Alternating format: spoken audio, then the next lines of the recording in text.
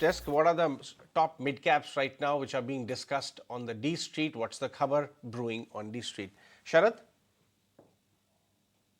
Well, yes, in focus we are having Ugro Capital, and over here Patni family office has actually acquired almost 3% stake in the company via open market purchases over the last few days, and the seller has been PAG. Now do remember the company is having its meeting on May 15th as well, where it will be considering raising capital via equity and debt, and of late they have been meeting large big HNI investors, which also includes Lucky Investments, which is promoted by Ashish Kacholia, who is an ace investor in the stock markets. Apart from this, also there are other big investors already invested in the company, especially the big insurance names, which includes PNB MetLife, SBI Life Insurance, and also GoDigit.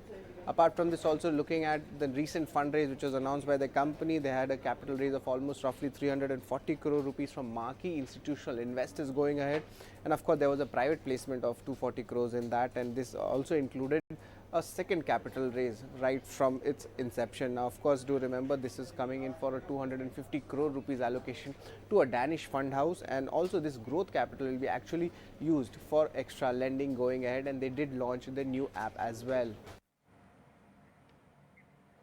All right, thanks very much, Sharad, for those details. And let's find out and recap what's in store for IT in Q4. Whereas it's been a weak show from some of the leading companies. What's the editor's take? Let's hear him. Nikunj out.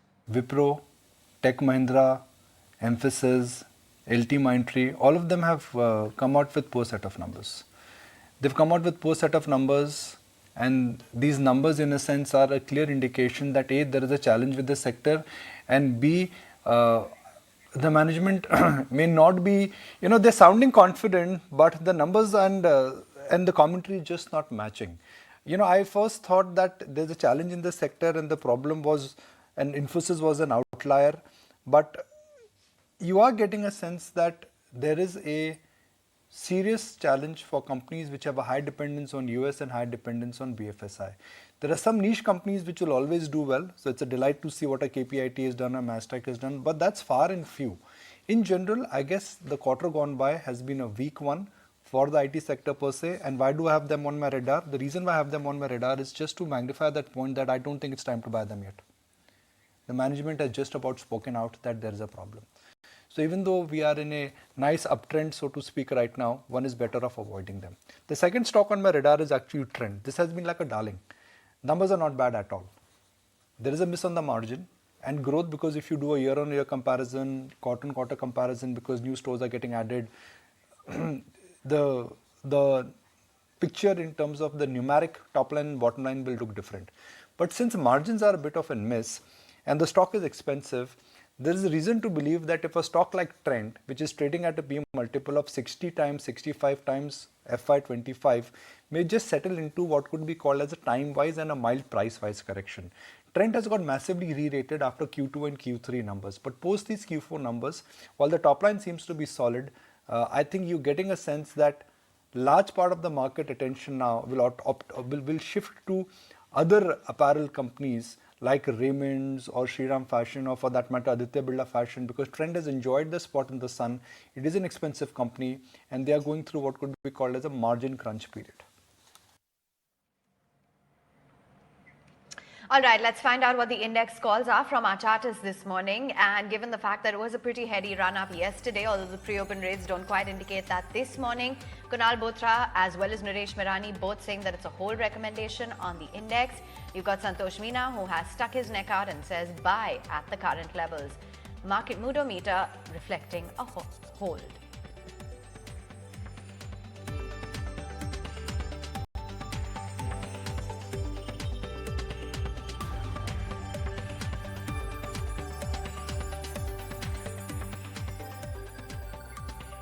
Let's also check in on the Nifty Bank Index, and Nooresh as well as Kunal continue to maintain their hold stance, and that's the consensus call.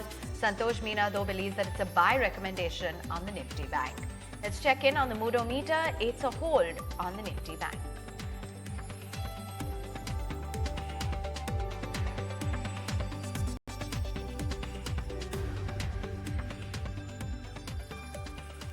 Where's Raymond's in the pre-open session? Let's look at Raymond's in the pre-open session. Is Raymond reacting to the news, or it could be a case of buy the rumor, sell the news? देखो बोला था, buy the rumor, sell the news. सब बोलते हैं. It's happening in Raymond. Kunal, what should one do? Yeah, I think good time to maybe take out some profits. But then, Nikunj, look at this way the stock approached this rally, this event with a huge rally. I think it was almost a 400-point rally for Raymond. In fact, more than 400 points. I think 1125, if I remember very clearly, was the base for the stock price in this last 1 or 2 months of correction. The stock yesterday closed at 1700, 1730 plus marks, which means that it's been a huge rally for Raymond. So, yeah, I think going into the event, post the event, the stock is likely to see some bit of consolidation. But what these moves they have tend to do for Raymond is that it's catapulted the stock towards a new range on the upside. So, earlier the stock used to migrate at the 1100, 1000 mark, for some time. Then the stock migrated towards 1400. Now we are talking of 1700 as a possible new pivot range for Raymond. So, it depends on how you're looking at it from a short-term view. Yes, the stock may be overstretched, but from a medium to long-term view, I think this could be a new start for the stock migrating towards maybe a possible 2000 plus levels as well. I want to look at the 1 year chart of Raymond and then we look at the 5 year and you'll be surprised. I mean, what one good year, change of management, change of heart, ideation can do. 1 year change, whoa. 100% up. 100% up for Raymond in last 1 year. But in the last 5 years, if you really look at it, it remained flat from 2018 to about 2019. It's made a COVID low of almost 200 rupees. Stores were shut. And then large part of the re-rating has happened ever since the company became very conscious of capital allocation. Markets always focus on one thing, rate of change. If bad news, if better becomes good, or if bad becomes horrible, markets always focus on rate of change. And typically that's what some of the promoters have realized, that if you make a commitment towards shareholders, capital management, check on the leakages, get rid of old businesses which is non-core, reinvent yourself. Now Raymond has reinvented itself by getting a real estate business in itself. For a balance sheet which was only textile heavy, they had land parcel, they realized that they've mastered the art of developing land, and then they are making it a real estate company without raising capital. And that's what I think markets have rewarded for. Right, Ajay? In fact, yes, of course, Nikunj, I'd also like to draw your attention towards PI Industries. PI Industries, just 15 days back, we had carried it on our channel. In an analyst call has said that they are moving forward very aggressively towards, look at that, 5% in pre-open. They have acquired 2 small CDMO businesses as well. So what they've done is they've not gone ahead with one large acquisition. Remember, 4 years back they had raised 2,000 crore via QIP for a CDMO based acquisition. So these are small ones which they've done.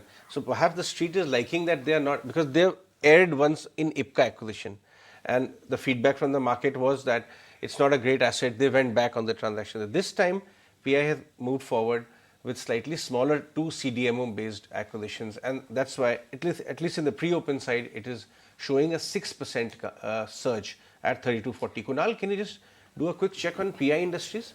Yeah, I think if the stock actually opens at 3,200 levels and sustain, then this could be a multi-week breakout for PI Industries, and this breakout range is around 300 points. So from 2,900 to 3,200, 3,225 was the range for PI Industries, and hopefully if the stock sustains this breakout move, we can expect both the volumes as well as the prices to catapult itself towards maybe another 300 from further from current levels of 3,200. Okay guys, now what do we have? We have a solid Friday. Normally on a Friday morning I always get up and say TGIF, thank God it's Friday. But today I'm saying why it's Friday. If the market momentum is so strong, you don't want a Saturday and a Sunday. You want this entire momentum patch in the market to really continue. Bank Nifty has gained 7% in April series. Who would have thought that? Nifty is now at 18,000. SGX is at 18,000. If we get a little bit of push more, it could be print of 18,000 today, maybe from Reliance and maybe from some other banks could be a reality. 18,000 guys. 16,800 and 18,000. What a comeback it's been by the bulls. You've got a lot of momentum pockets now in this market. Railways, new tech, fintech, consumer tech. But the chink in the armor or the fly in the ointment is some of these companies where IT companies which have come out with poor set of numbers. Wipro, HCL Tech, LT Mindtree, and then even Emphasis. First rates Friday morning, and it's a show of strength. It's a display of strength by the bulls. The breadth is strong. Market, it's a gap up start for benchmark indices. We're almost at 17,950, so 50 points and then it's 18,000. Bang, you break the wall and then you climb high. IT index, of course, is not looking that great. The wall is also looking slightly different today. I'm not just imagining it. The market breadth is looking much better. Now let's look at Wipro, Tech Mahindra. You had numbers from LTMindtree and then Emphasis. Surprise, surprise, none of these numbers have been strong, and yet markets are saying, okay, we knew this was coming. I thought the numbers were way below estimates, but markets are not reacting to it. Indian hotels, markets know that numbers were strong. And on strong numbers, if there is a beat, markets would always say thank you very much. And that's what is happening to the stock right now. As we walk into trade this morning, Indian markets are greeting strong numbers from Indian hotels. Avan? Yep, and there's a whole host of other numbers, and yes, indeed, the markets are looking quite steady right now at the 17,940 mark. Let's check in on Axis Bank. Earnings beat, net interest margins have been healthy. Tech Mahindra, the deal wins have been the lowest in the last 9 quarters, and let's just check in as to what that stock is up to in trade this morning. Other than that, you've got PI Industries. Remember, their foray into the pharma space is going to be fairly critical. Trent as well, revenues have been fairly strong from the company. Glenmark Life, margins have expanded and the operational performance as well has been healthy. Meantime, LTMindtree with the cross-currency growth has been below what the street was estimating. Raymond as well, you flagged that off. Let's just check in on the stock yet again as to what it's up to along with Godrej Consumer. Remember, they're going to acquire the FMCG business for 2,825 crores. And then you've got a whole host of other stocks that will be in the spotlight. IRB Infra, they've been the selected bidder for a project in Hyderabad. Aarti Surfactants, which came out with its quarterly performance. Emphasis, another IT major that came out with its earnings. Cross-currency revenue growth was down about 4.5%. ACC as well missed street estimates. Today we'll be watching out closely for Ultratech, so quick check-in on that stock. Motilal Oswal Financial and Shriram Finance, they haven't been the best set of earnings. But I guess no complaints staring at that screen at 17,938. Let's find out what our chartists are punching in as their top trades. And Kunal, what's looking good on the screen today? It's very attractive on the charts, and the stock has confirmed a breakout on multiple time frames. So that's a stock which I would be looking to buy as well as recommend.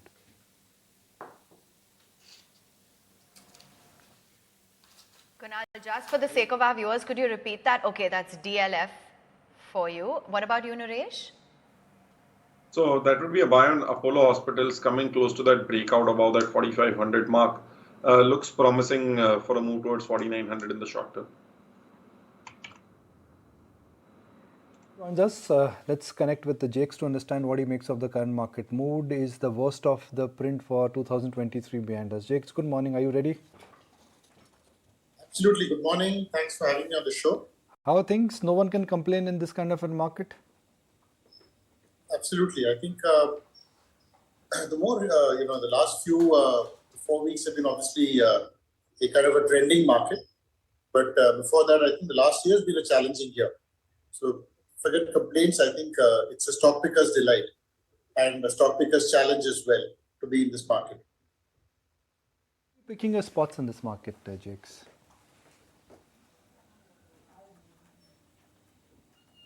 No, my question is, Jake, so if it is a stock picker's market, where are you picking your spots in this market?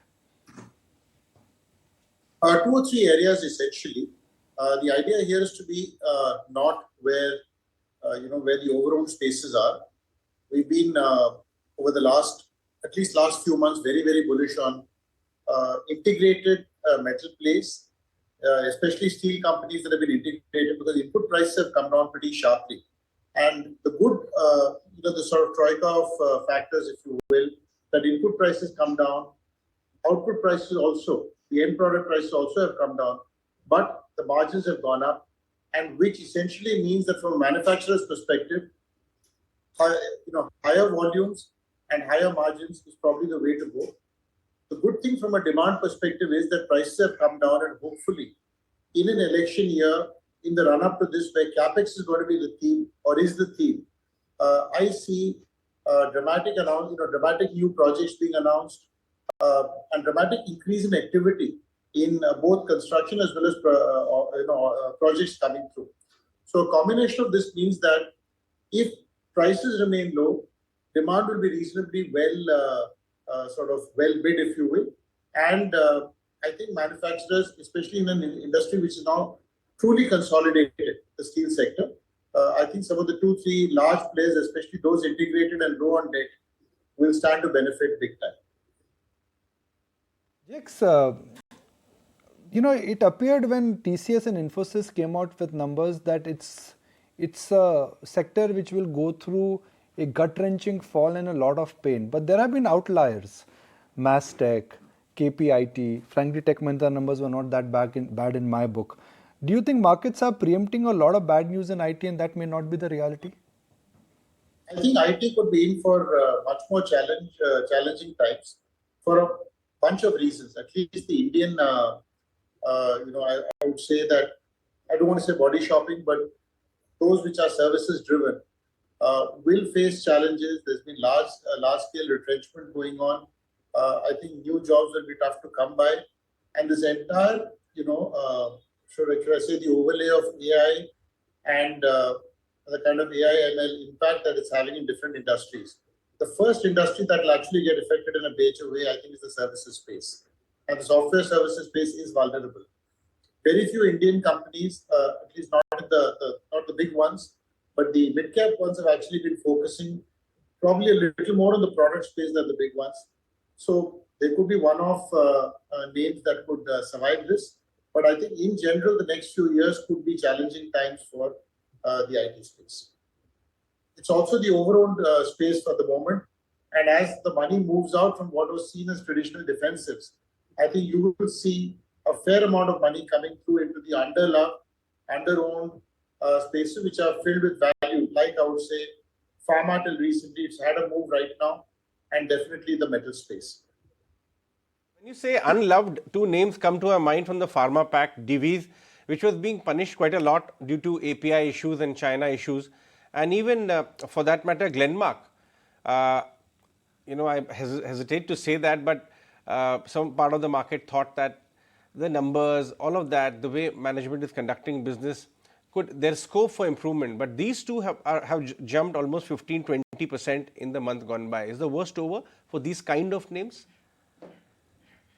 I would think so. I think there are 3-4 things that are happening. There is the European, it's called the Medicines Agency, which is the equivalent, the body which has made a few statements recently about increasing use of generics in Europe. So I think the European generics market could improve.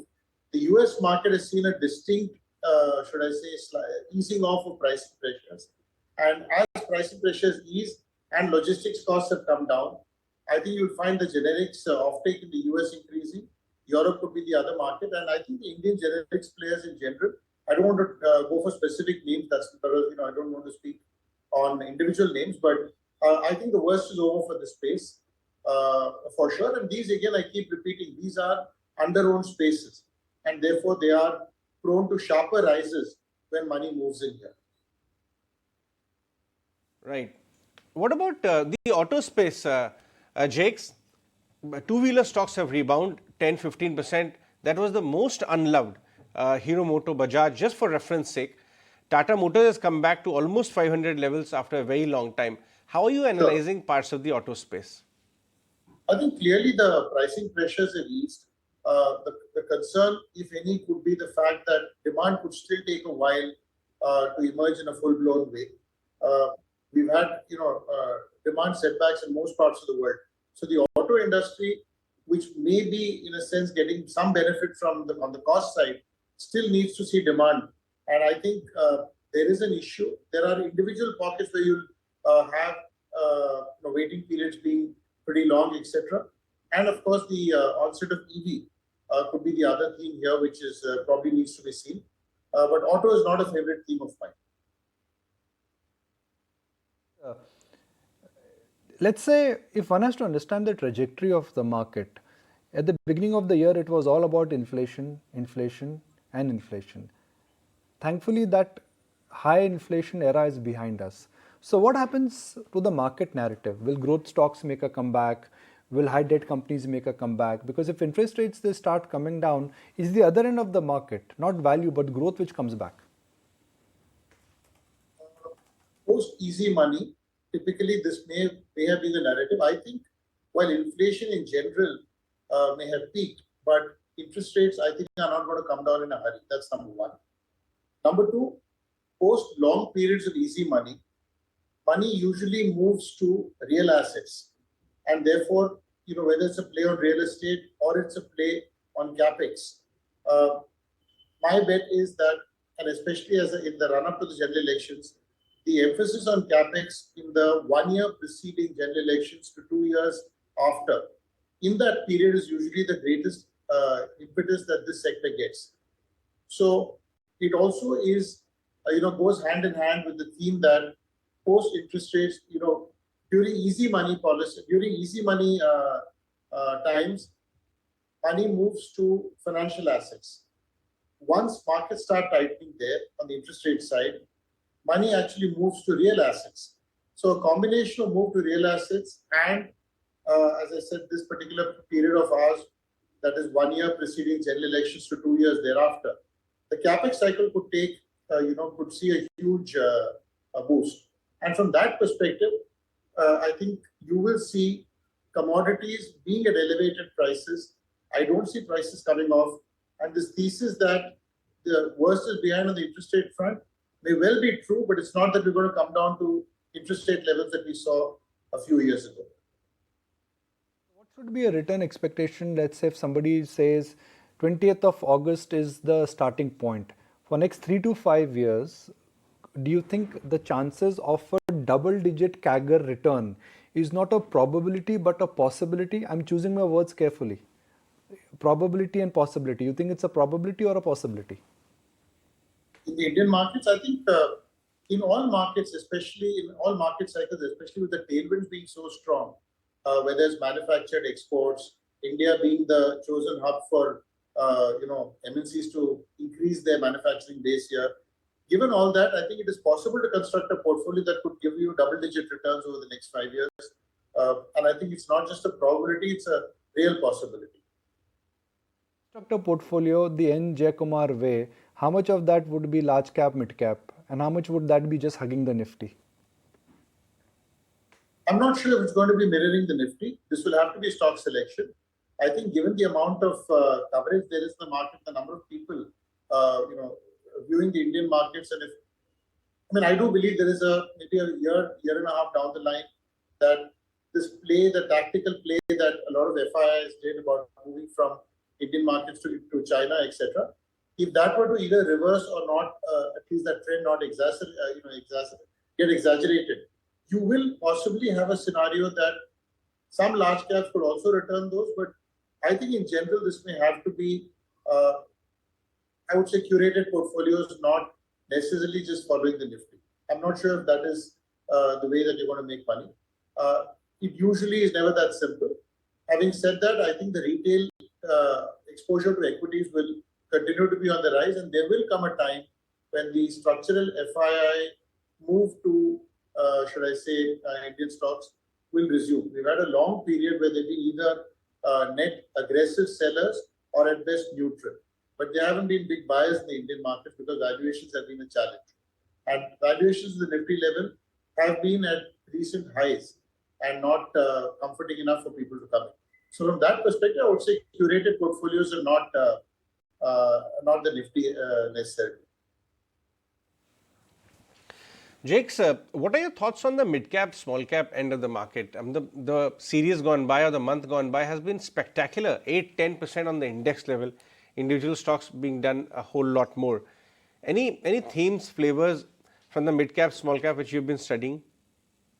I think to take a performance of these stocks in April is actually not doing the right thing because not today, for the last 35 years, the months of late February and the entire March have been challenging. If you go back in time, March is a peculiar month because most of the funding that investors and traders gets reversed in this period, that is February 15th to March 31.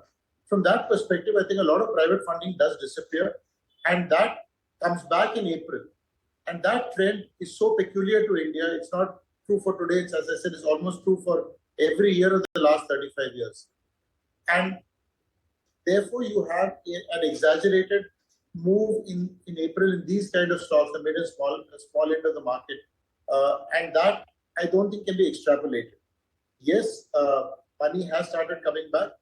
I think the backdrop is important to understand that the Indian market has become more and more a market. I would not say by default, but almost as a market that people want to have an exposure in. And in that context, the month of April, a fresh beginning, money does begin to make more exaggerated impacts in the small and mid end of the market. But in general, I would say that this is the end of the market that's also prone to highest amount of disruption of businesses and most vulnerable if it comes to that. And therefore, you need to be an expert trader to actually, or an expert investor to actually be in only the small and mid end of the market. So I think any portfolio construction would probably have 35 to 40%, if not higher, in the large cap range, and balance 50% in the small and mid end of the market.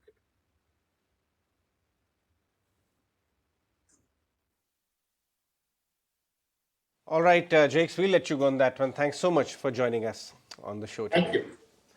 That was Njay Kumar of Prime Securities speaking about markets and the areas of the market which he really likes. But there's another interesting theme which is brewing, and that is home improvement. Century Ply and Jacquard, two of the marqueest companies in their own categories they're operating, are joining us now. Keshav Vajanka is joining us regarding Century Ply, Executive Director, and of course Sandeep Shukla, General Manager Global at Jacquard. Gentlemen, thank you so much for your time. Both the categories you operate in till some years back, now each of the categories become a billion-dollar enterprise. I mean, the other day I was at a home improvement studio there. I mean, the amount of variety each of your categories are offering now and the price range, it is phenomenal. So we thought of scratching that point a little more. Sandeep, let me start with you. Toilets, faucets, these things were not taken very seriously, and the material which we actually put there. But the way this entire landscape has changed, Jacquard is doing good work there. What kind of demand trend do you see in volume terms, or some data which you can share with us which really tells how things have changed over the years? Yeah, hi. Thanks for calling me today. So basically, if you see in the last couple of years, the aspiration in the home segment has really gone multiple folds. And specifically, if I talk about bathroom, it's no more a conventional functional place anymore. It's a kind of wellness place where, if I divide the bathroom to 4 zones, one is basically a basin area, a WC area, and the shower area and the wellness area. So what has happened because of the disposable income, the people are traveling a lot, the bath space coming closer to the room, I think the whole aspirations have gone up. And in that case, if you see the whole industry, it has, have a multiple, in terms of rapid growth. And Jacquard, for example, being a market leader today, we have been seeing the double-digit growth from last 10 to 15 years. Mm-hmm. Keshav, what about your end of the business? What kind of improvement in volumes are you witnessing? So I think, post-COVID, the past couple of years have been really good. And we have seen increased traction. As you know, most people now have seen the benefit or the importance of the home far more than prior to COVID because of all the issues that we faced during that year and a half. If you can look at the number of residential real estate units that have been sold, it is clear that housing, the cycle has changed. And going forward, hopefully this will continue for the next 5-7 years or decade also. We are very bullish. I think that going forward, there is ample scope. Our industry is still a fraction compared to that of China, and our populations are more or less comparable. So with economic growth, I think Roti Kapda Makan, Roti and Kapda are tackled. Now Makan will be the next big step, and market leaders such as ourselves will benefit from the same. Hi Keshav and hi Sandeep as well. This is Vinny joining in the conversation as well. Keshav, I just want to talk about one more thing is, now it's time for Makaan to grow. But in terms of Makaan, when you talk about that as well, what are the trends that you're seeing in terms of that, especially in terms of when you talk about the premium segment versus the non-premium segment? How is the demand for those products as well? Is there a trend that we're seeing people going in for non-premium segments as of now then? I think we need to, split it into two buckets. The premium segment demand is growing well. And, this is one area where I think that India is going to witness a continuous growth. Having said that, the non-premium segment or the mid segment, the economy segment, I think the growth is far faster. So while the entire industry grows, the mid segment, in my opinion, is going to grow at a higher pace. And this is going to lead to a slight shift, even though both are going to be growing. Even in our portfolio, we have seen the premium segment grow at double digit, but the mid segment grow at a far faster pace. So I think you're completely correct. Going forward, there is going to be a growth in all across segments, but perhaps the mid segment would be likely to grow a little faster.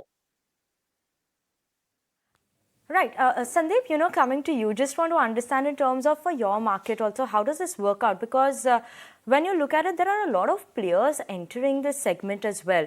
So any impact that you could see coming in for you in terms of competition? What is the growth in terms of your segment as well for the premium side then? See, actually, India is it's a very peculiar market. Marketing the name of India. If you go to South Asia, you won't see European brands. If you go to US side, you won't see a lot of the European as well as South Asian brands. Come to India, you name a brand is there. So in terms of the competition is always there. I think with what makes Jaguar very unique is that we straddle right from the economy to the premium to a luxury segment. So we have brands catering to all these aspects. And so the demand per se in the country is so high. So I think competition is not such a big issue. And I think taking from Keshav, the point was that today, if you see the value segment, because of the government impetus on that in terms of the low housing, the demand is really, really high. During the COVID and post-COVID, I think the premiums, the middle segment has taken a bit of a hit, but that's the catch. It's growing up. But the luxury segment again, there is no as such the sluggishness there. In fact, some of the builders, if I'm correct, the DLF has posted the highest the growth, especially in the luxury segment. So if you see the demand is there, and it's the kind of portfolio we offer across the segment, I think I don't see there is any challenge. In fact, the last 2 years, we have gone even ahead of the market trends, and we have posted the double-digit growth the post-COVID. Yeah. Sandeep, how is competitive scenario looking? Because we understand that a lot of imitation, if I may say, of premium products is also at display, and then lower price, but the appearance of the product is as good as some of the bigger brands. How do you fight that? See, the biggest challenge in our category is that it's a functional product. Bathroom products are functional products, and the usage condition, the water condition is something very unique to the country. I think a success of Jaguar of having more than 60% market share is the kind of a product which we have which comes from a lot of research and understanding of the Indian market. And if you see the spectrum of one axis of design, other is the quality, the functionality, the durability. I think that's what makes Jaguar very unique. So a lot of these, the competition is always healthy, but the catch is how much you understand India, how much you understand Indian market. I think this is where Jaguar sets apart, and we have a deep understanding of the country, the application, the usages, and all. So I think that makes us in a pretty good spot.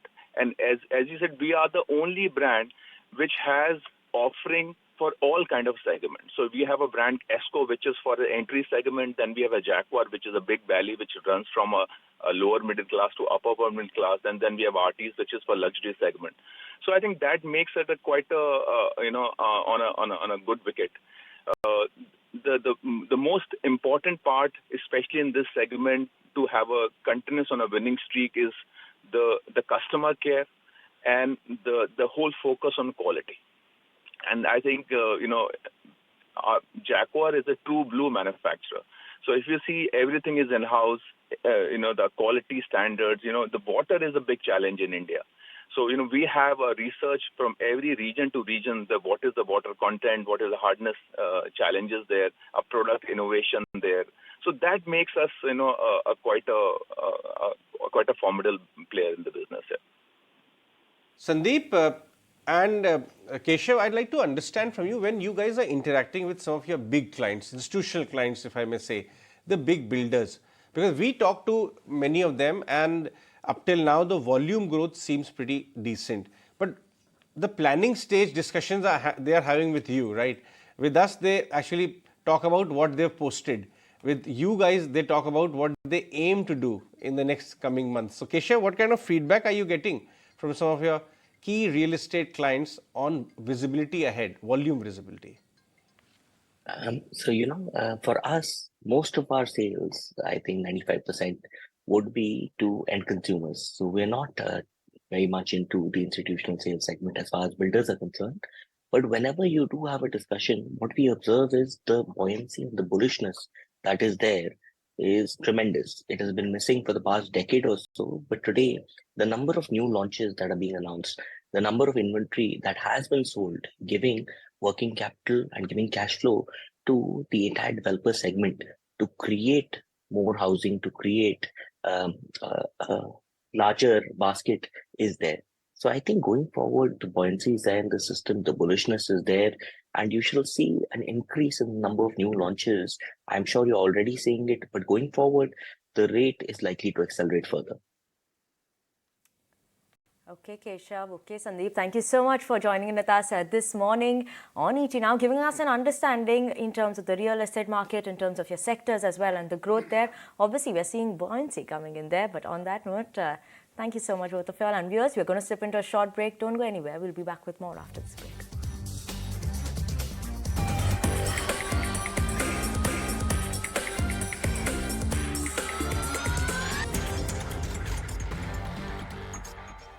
Welcome back, and you're watching ET Now. As of now, Nifty not doing anything much. Trading with a negative bias, almost flattish and below that 18,000 mark. But PI Industries, let's talk about that one. That stock is buzzing in trade. It's among the top gainers of the Nifty 500 as well, up as much as 9%, like you can see. Now, what has happened is PI Industries has announced a twin acquisition into the foray and pharma space as well. Lisa is joining in with us to give us more details on that. Lisa? Yes, PI Industries is definitely in focus as they have announced multiple acquisitions into the pharma API as well as the CDMO business, and this is via their unit PI Health Sciences Limited. Well, this has resolve the long impending overhang that the stock had regarding its foray into the pharma space. Do remember that the company had raised around 2,000 crore way back, that was in 2020, and they had also entered into an SPA agreement with InSwift Laboratories to enter into the pharma space via inorganic route, but the deal was called off in 2021.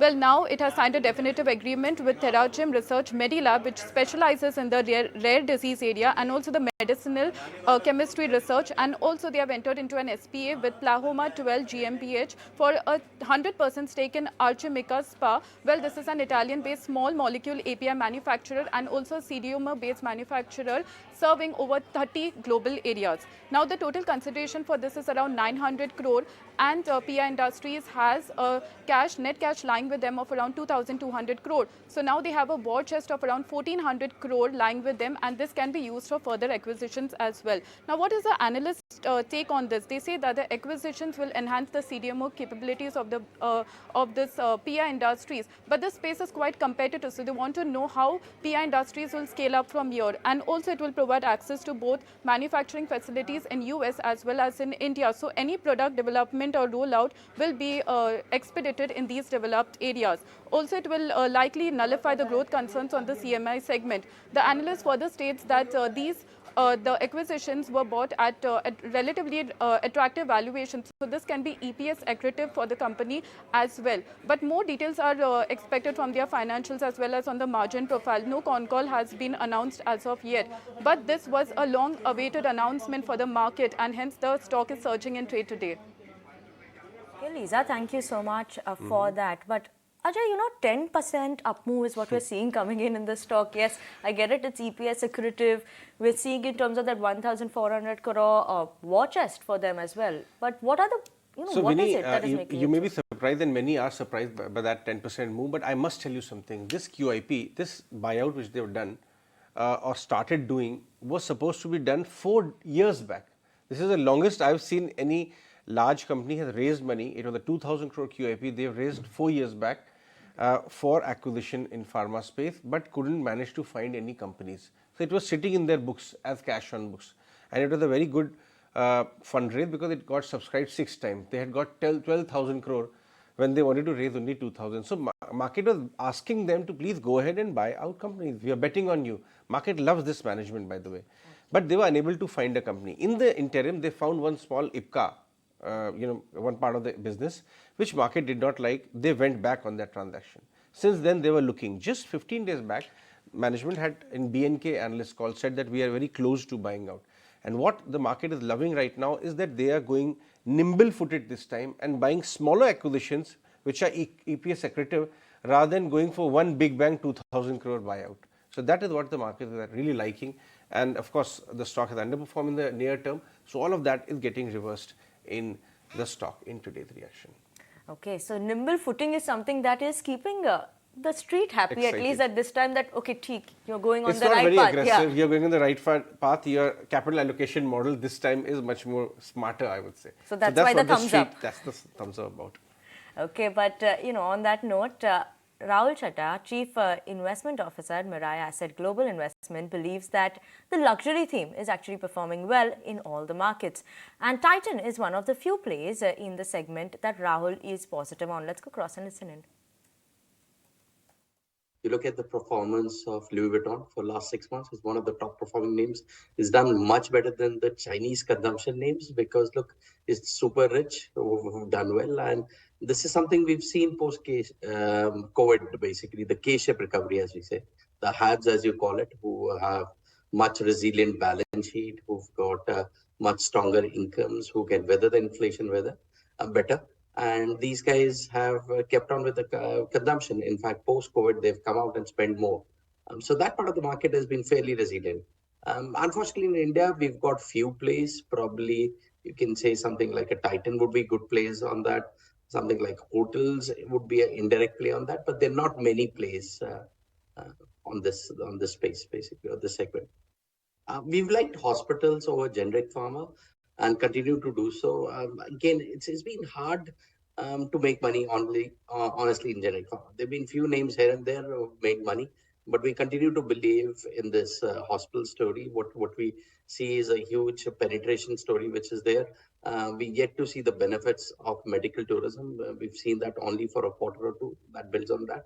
So for us, hospitals would be a better way, lot more kind of a steady, predictable way to play this healthcare story. What's happened is, and what's led to the re-rating of the sector is that government's not invested with pricing of most of the surgeries or services, etc. It happened about 5-6 years back, but these companies stopped the investment, and government realized post-COVID that you need these companies to do. I think the maths here is, if you look at the average revenue per beds, those are somewhere around 70,000-75,000.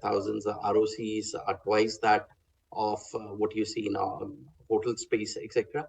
And typically you buy these names when they've done bulk of the capex. Most of these hospitals are doing brownfield capex. None of them are doing large greenfield capex.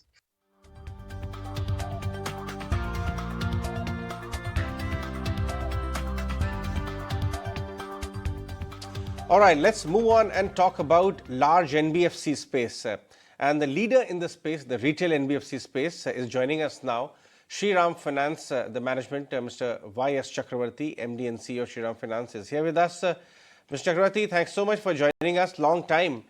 Busy in ensuring that the merger and the corporate action which you had recently done all settled down. Synergies kicking in now? The process is complete. The team integration of teams and the IT systems is complete. And we are gradually introducing products into the ecosystem, particularly our CV commercial vehicle branches. Mr. Chakravarti, So it's you had on. a right. I was talking to some of your large shareholders, and the feedback which I got was a very positive one, saying that this is one quarter, of course, which happened, but the quarters which lie ahead is when the benefits of this corporate action will start showing. The valuations are very attractive right now, just barely above 1.1, 1.2 time price to book in the new entity. So I was getting a sense that people are betting on the next few quarters where benefits of this activity will actually start getting captured fully into the numbers. What are your thoughts, the way environment is shaping up, and also the benefits of the merger in Yeah, coming see, quarters? I think the optimism stems from the fact that today we can take focus products which are MSME loans to MSME and the gold loans to a much larger network of STFC.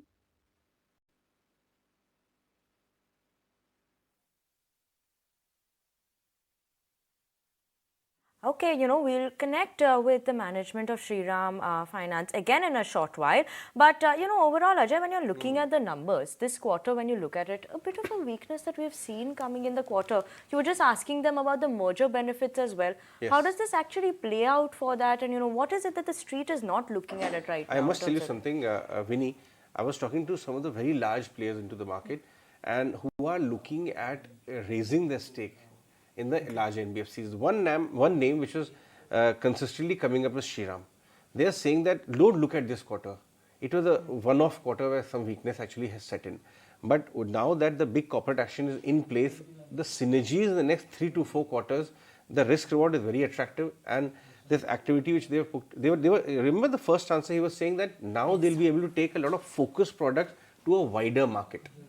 So when they are launching product after product like gold loan and MSME related, that will improve the numbers pretty meaningfully. Is that one section of the market is betting on, and to top it up, very good opportunity out there, big product line, bigger, wider marketplace, and the valuations are very, risk reward is very attractive. That's the feedback which I was getting. But Mr. Chakravarti is back on the show, Vinny. Absolutely. Thank you and welcome back, Mr. Chakravarti, and joining in with us again. But, Mr. Chakravarti, I want to also talk about in terms of the AUM growth that has emerged from the non-core portfolios. While a CV financing traction that stood at 3% on a quarter-on-quarter basis, indicating that the growth would actually have been weak if not for the merger. What is your take on that? You did mention a bit about the synergies also going forward as well, but if you could take us through this as well. If you look at the disbursement versus addition to AUM, it will always be,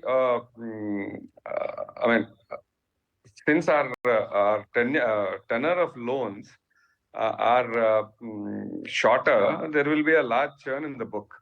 So your addition to AUM versus your disbursement will be totally disproportionate. For example, we have done about 1,11,800 odd crores of disbursement in the current financial year. But if you look at the addition, it's just about close to 5%. So it's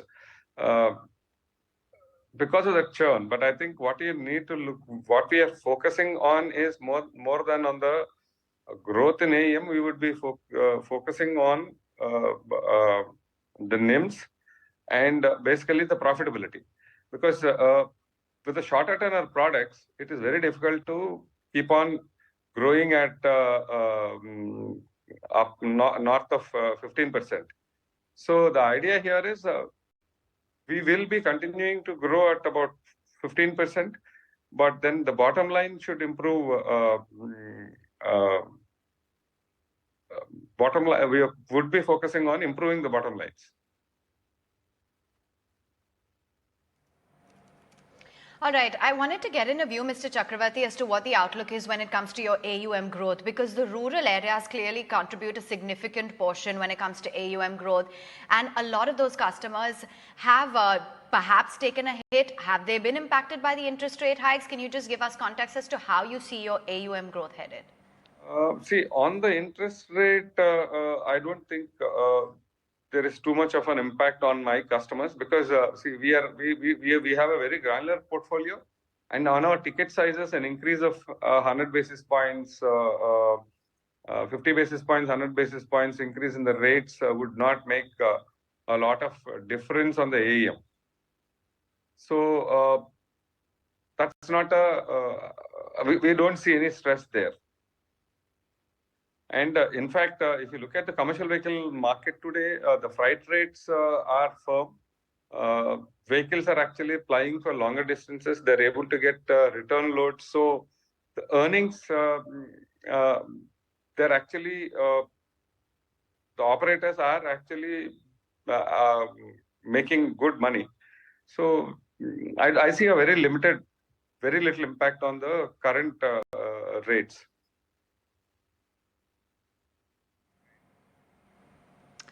All right, let you go on that note. Appreciate you taking the time out and joining in with some key takeaways on how business is shaping up and, of course, the merger synergies. Moving right on then, just remarking some movers in the markets. PI Industries, it's clearly reeling under pressure.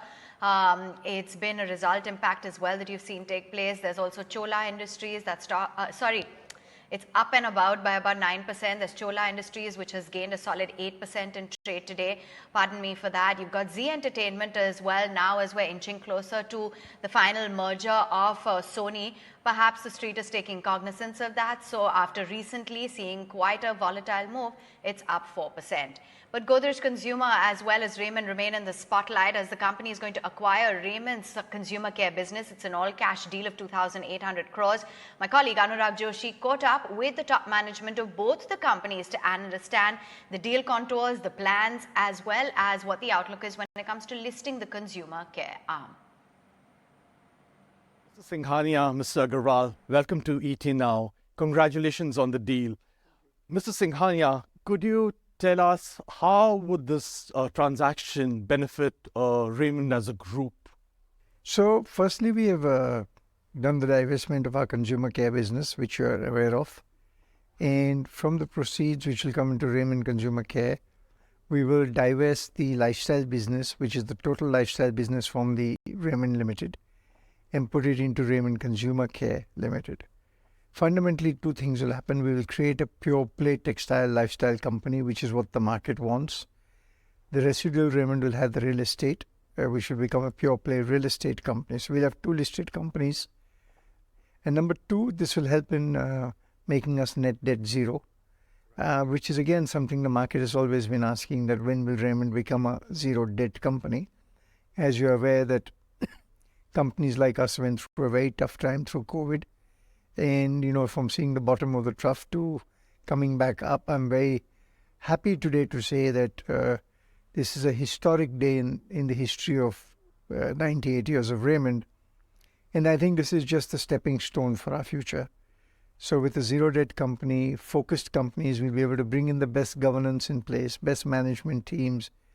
And, you know, there's huge growth opportunity for us. I think it's a big opportunity. Mr. Agarwal, could you take us through the contours of the deal? How was the deal structured? Yeah, sure.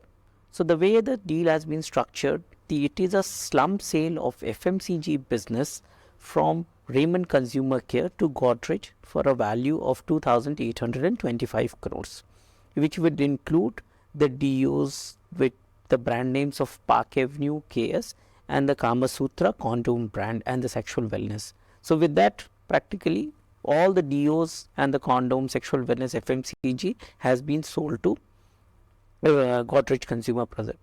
We have been able to retain the manufacturing plant at Aurangabad, which does the B2B business. And the second leg of the transaction is we are demerging the lifestyle business from Raymond Limited into Raymond Consumer Care, along with all the assets, liabilities and debt, so that we will have a net debt-free business of lifestyle in Raymond Consumer Care Limited, thereby making the entire group a net debt-free and a decent liquidity available for the growth of the business. With this, 2-3 things happens. You get two pure play listed entities, one focused on lifestyle another focused on the real estate. Second, it makes the group net debt free and poised for the growth of each of the business on a sustainable basis. Yeah, going by the transaction, could you give some granular details about what the strategy would be to make the group net debt free? So it's quite simple that as on 31st of December, we had a net debt of 930 crores and a gross debt of over 2,000 crores. As we said, 2,825 crore is the deal value. After paying tax, we will be left with a substantial more than 2,000 crores of value in the system.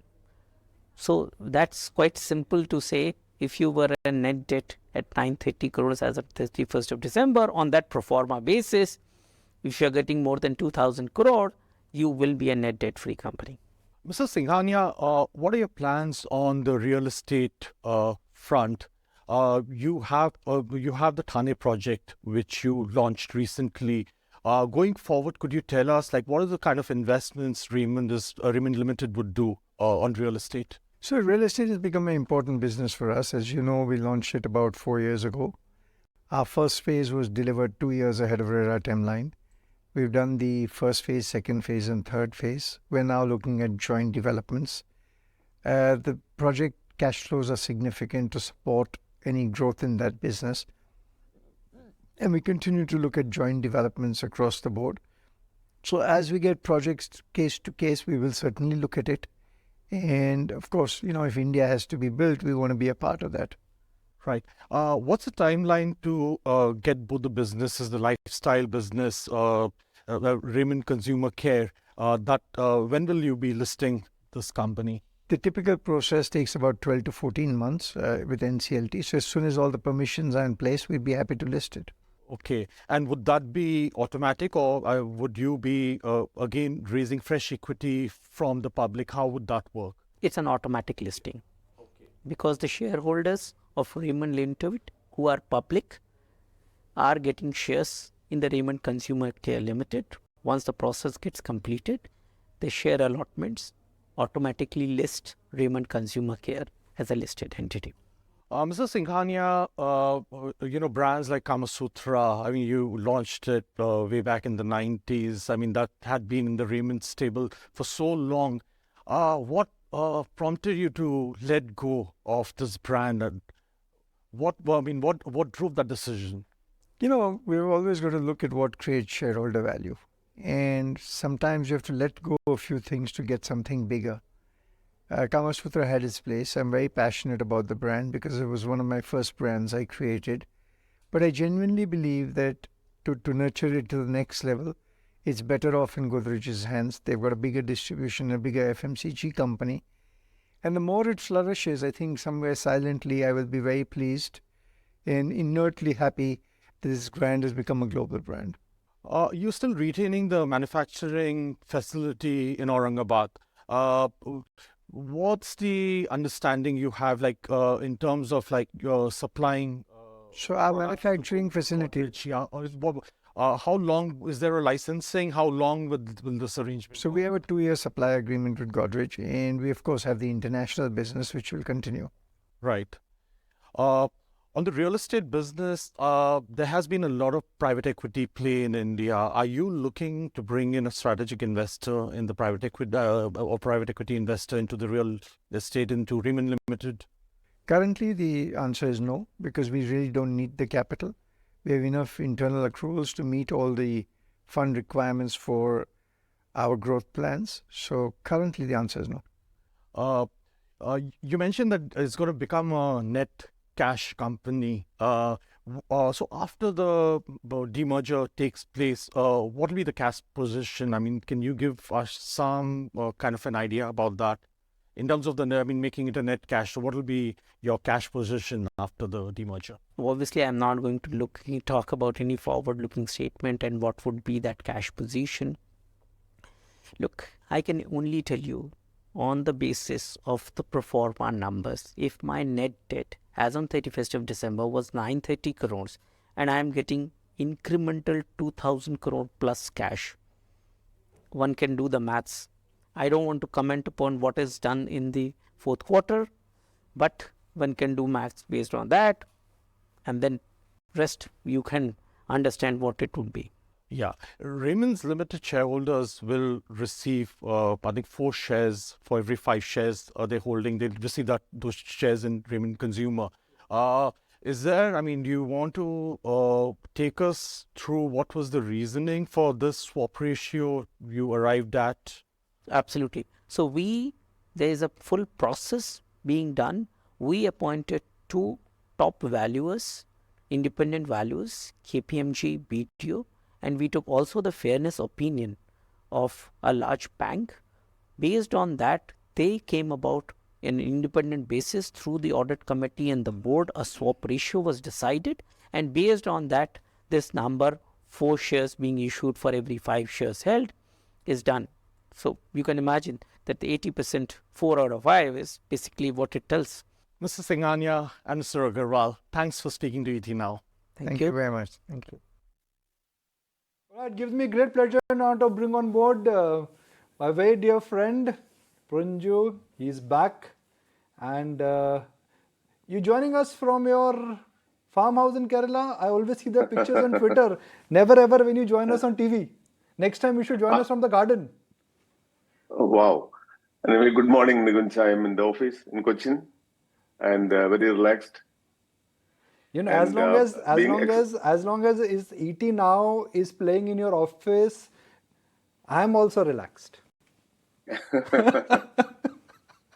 How you been, my friend?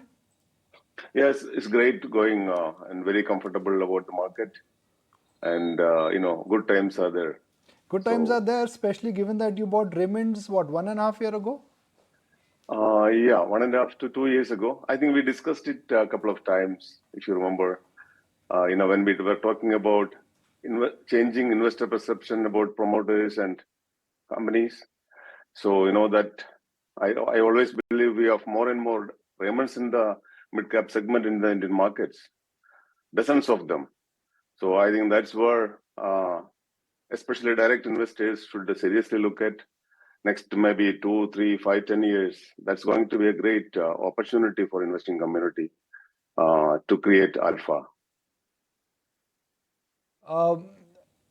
Your conviction was centered that time, I'm sure, was not on the fact that they will become a real estate company or they will sell their, male grooming segments. It was centered around the fact that here's a national apparel brand and it was available at a market cap of less than $2 billion.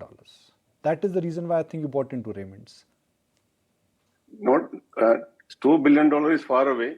It was some 2,500 crores market cap 2 years ago, 3,000 crores, and around that is what we were lucky, to be frank, having that conviction, and we went up to buying nearly 5% of the company in our for our clients, and it was really amazing.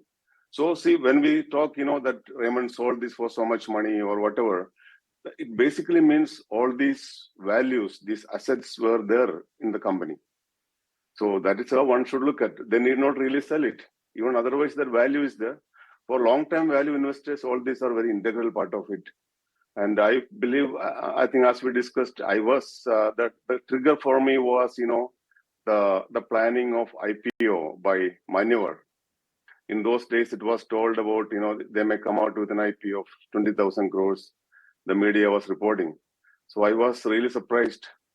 A company which is only a fraction of Raymond is quoting 10 times of Raymond. So this is something, there's a huge mismatch or the gap of valuation.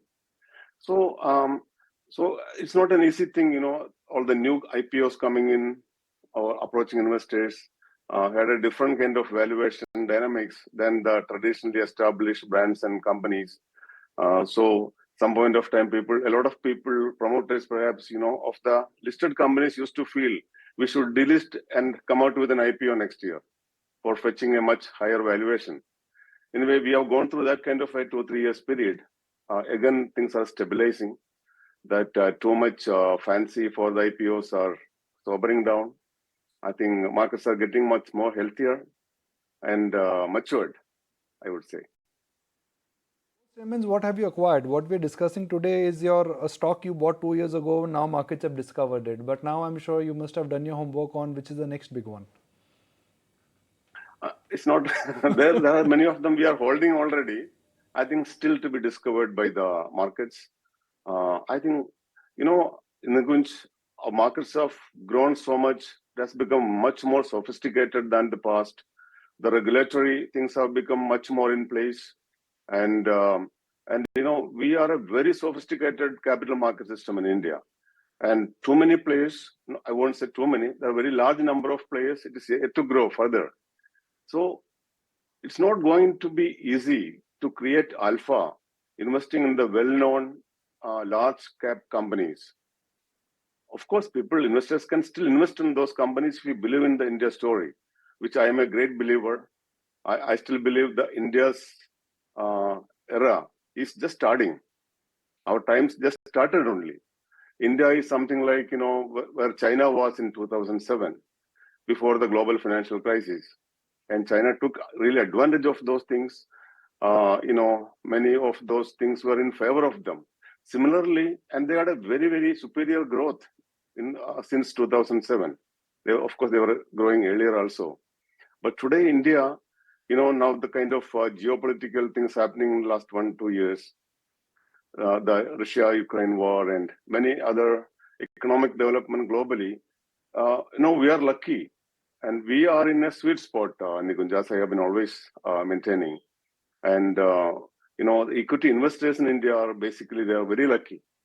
Look at the way how most other markets, including the Western markets, are behaving, how they have made, huge erosion in value of the investing community. So India is doing very well, but more excitement to me is about, when I think for next 5 to 10 years, the macros are so much in our favor, and especially the political leadership, it is doing a wonderful job for the long-term sustainable growth for the Indian economy. The financial discipline we are holding today is amazing. So that is, I think Indians should thank the current government for the financial discipline, the way our financial and banking segment, that sector has been strong in the balance sheet and complete cleanup, the required law enactments like IBC. I think we are in a very different kind of India today. Maybe we should come beyond that petty politics and think of the economy, think of the long-term growth and sustainability, the stability, most importantly. So there are all those ingredients in place. And now today, India, it's like India means scale. Right. Look at the scale of infrastructure projects and other aspects of the economy. We are making not only just the tallest statues in the world. Right. We are also making, perhaps I was reading, the tallest railway bridge, the kind of expressways we are making. Everybody knows about it. And soon we'll be making something really small, which is we are also setting up semiconductors. So tall and small, big and beautiful, everything comes here. But if you really have to translate that into a thought, for example, you bought Raymond's, you bought into Tata Communications, you bought into Tata Consumer, you were betting on the Tata turnaround a couple of years ago. What is the next turnaround you're betting on? Yeah, I remember 2 years ago, we were talking about when you asked me about a sector, what are you looking at? I talked about Tata Group because of those sweet spots. And I think there are still companies in Tata Group with a very, very big potential and, for sustainable rewarding of investors. Many of them are still there. And Tata Consumer, of course, it has gone really like a 10-bagger and staying steady at that level, consolidating. Now, I feel, see, the pharma is something we recently talked about. It is already moving. Pharma has been beaten down for a while. And, sell-off, I think it's all over. And there are very steady, stable pharma companies, I think, which are very attractively priced. And some of them have gone up by recently, maybe 20, 30, 40% after decades of depression. I feel pharma is a sector to look at, but should be very selective. I'm not in a position to talk about individual stocks out there. Now, 2 days ago, we were talking about the Gujarat PSUs. I don't know, you remember we talked about the PSUs and in particular Gujarat PSU. There were indications a year ago, some of the government officials were talking about it. So it's a very, very paradigm shift happening in that culture of managing PSUs. So Gujarat as a state has taken that initiative. You know, this from management of PSUs practically never thought about a shareholder wealth creation. They have been focusing on, perhaps capex, so much cash flow coming in. So how to finish off that money? How to perhaps, because capex have been always, if there are some, little corrupt kind of, what do you call, bureaucracy, it's easy to make money when the capex is done. But whereas if you pay all the dividends, the cash to the investors, they don't make anything because they are not shareholders. So this has been a culture since last many, many decades in India. There is a very big shift happening in this culture. It's very structural. So I would say PSUs, not only the central PSUs, even some of the state PSUs. Gujarat has taken the initiative. That is also as a sector. Some of them are very wealthy. If some slightly differently better managed, these companies could be multi-baggers, some of them. The same, you use a theory where you always look at the management, and when there is change of management, there is an opportunity and there is a threat. When you see the change of management is for good, as a shareholder, as an investor, you bought into these stocks. That's a theorem which you follow. I also understand, if I look around, if I talk to, let's say, a management of Paytm or a Zomato or a Policy Bazaar, there is a change in perception and there is a change in understanding the need of being profitable, which is that when they were P investors, they were burning cash to grow. Now they're listed, they're understanding the importance of cash flow. They were burning cash, now they want to generate cash. Are you hunting for ideas in that space? Because then there may not be change of management there, but there's a change of policy and there's change of approach. I don't think it's really a change of policies.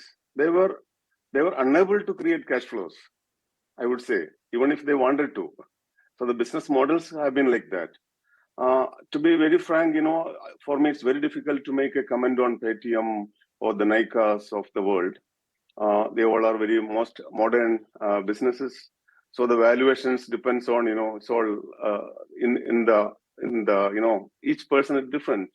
It's different. We can't generalize that. I do not fully understand those business models and the potential cash flows. I still feel some of them are overpriced. It may not move. There could be some of them could be great business models, and it is going to be sustainable. They are going to will be there for the next 5-10 years as a business model. But those stock prices it may not reward. It may not go up for the next 5 or 10 years. There could be that kind of stocks also in that fold. So it's a very difficult place. I would say, in this given kind of, as I mentioned earlier, creating alpha in the large, well-known, discovered companies is going to be very difficult. They will continue to grow with the economy. For investors, they have to look at small and mid-cap segment. Again, it's going to be exciting years ahead, where if you can, catch up with that change in the culture, change in the corporate governance, change in the promoters' attitude towards minority shareholders, those kind of aspects, provided there is a strong, solid business model behind, which is futuristic, which is relevant for the future. So I am excited about those kind of opportunities than a particular segment like the new IPOs and the technology-based businesses. Very difficult to understand for me, for most people, in my opinion. And the experts are going wrong also. So whom should we trust? Fall of Jan and Feb and March, or Jan and Feb in Adani group of stocks, did you buy them? If yes, why? If you did not buy them, why not? I never found, as you know, basically I am a value investor, though I mix certain other ingredients along. So I used to have, in the scuttlebutts, people very close to, so even I used to have investors under PMS were close to the promoters or, many groups that way all over India. So I always go by values. I never found, a comfort of investing in Adani Group companies, even at much lower levels, 3 years ago, even 5 years ago. Though I was excited about the business they are doing, the scale at which they are doing, as a value investor, I could never buy the stock. I haven't done it also. But I am telling you, Adani's, Ambani's, or Tata's, all these are very important aspects of Indian economy.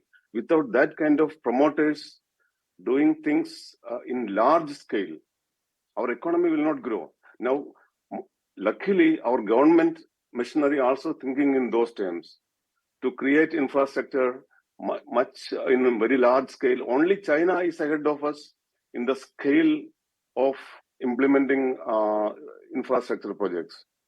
Nikunj, we have got, so the question was about Adani Group companies. I cannot comment. I have never lost money or made money in Adani Group stocks. And I don't regret there are so much of opportunities in the market. So I generally avoid what I do not really understand or the kind of valuations which I cannot digest. I'm not a momentum investor. We are very sober value investors with a long-term perspective. There's a lot of value there in OMCs. PSU banks are not expensive. Are you picking any spots in PSU banks, PSU defense, or for that matter, PSU oil marketing companies? We are not very much in favor of the banks and financial stocks. But regarding PSU oil companies, or the OMCs, to be frank, personally, I feel some of them, the valuations are very exciting. And these companies are going to make a huge cash flow next 10, 15, 20 years, even if EV comes or whatever. So especially in the Indian context, I think these companies have got a huge relevance. Of course, still there is some kind of government involvement in deciding their profitability or margins. So those kind of sentiments are there. But still, I find, maybe those companies, including our Oil India Limited or it's not the OMC, but even some of those small companies, I used to be very bullish on the Chennai Petroleum. See a very small market cap, and if you see their scale of operations and the revenue and the potential to make profit if well managed, it's amazing. So all these things are there now. I think I have been very bullish on PSUs in the last 3-4 years.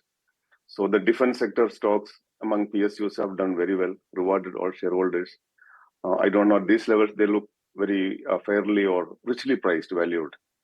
So now people were running after GNFC, GSFC kind of Gujarat PSUs, the GSPL and the GMDC.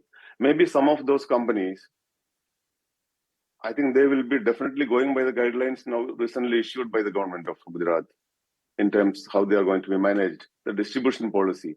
When there is a distribution policy, say 30% of the profits will be distributed to the investors. It's amazing. It's a huge structural change, a cultural change. This is what is required for the PSUs. So that gives the confidence and stability of the thinking of investing community. So those ways, India, our small and mid-cap segment, a lot of those companies have these issues. As all of us are aware, the promoter quality, the management perception, those things are the biggest challenges when it comes to investing in smaller companies. So a lot of people, conservative investors, used to avoid them, and they used to always go to the proven good companies. They also create wealth more safely, more consistently, maybe at much lower levels. I am still excited about the idea of investing in small and mid caps, understanding the weakness of each of those companies, whether they are curable negatives, whether the promoters or this next generation is going to be, respecting the minority shareholders. So those kind of stories are still there in a big way. Some of them are discovered. Some of them, the change in the perception, the change in the attitude and culture of the promoters have been already evident. It is discovered by the market. If you remember, many of such stocks have become gone from small caps to mid cap and now entering the large caps. So that is where you really make money. There are still opportunities, and this is the period of transformation in the economy. We are talking about, bringing the rule-based economy, and all the acts of the government is accordingly. See, on a political level, we are moving from a dole-based economy to development-based economy, or a narrative. A political narratives or election narratives used to be always dole-based. Some parties are still following that, but we are into, in general, there is an awareness. What is respected now? What are even the voters started valuing not the dole politics. They are looking for the development narratives. So this is a structural change. This will be sustainable. This will take India into a different level. Prunjo, let's wrap it up with one very simple question.